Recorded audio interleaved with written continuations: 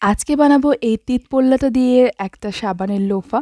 এইটা না ছুরি কাঁচি দিয়ে কাটার থেকেও বটি দিয়ে কাটাটা অনেক বেশি ইজি। আপনাদের কমেন্টগুলো পড়তে পড়তে এই নাজিরার কমেন্টে গিয়ে আমার চোখ আটকালো। সেই আমার পরীক্ষার দিনের কথাগুলো মনে পড়ে গেল। আমিও ঠিক এরকমই কনফিউজ থাকতাম।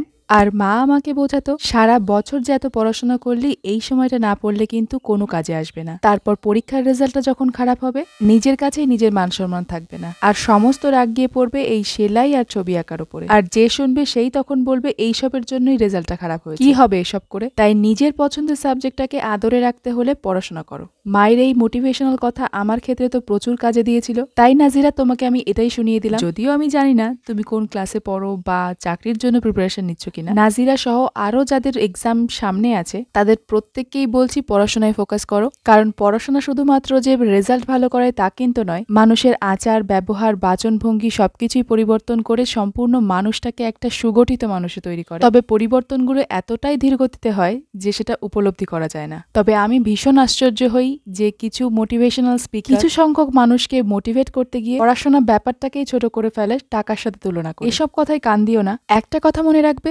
পড়াশোনাটা ফেল না হলে নিম্নবর্গীয় মানুষদেরকে বঞ্চিত করা হতো না। পড়াশোনা করো, এই কটা দিন না হয় আমার ভিডিও নাই দেখলে পরীক্ষাটা শেষ হলেই তো অনেকগুলো ভিডিও একসাথে পেয়ে যাবে।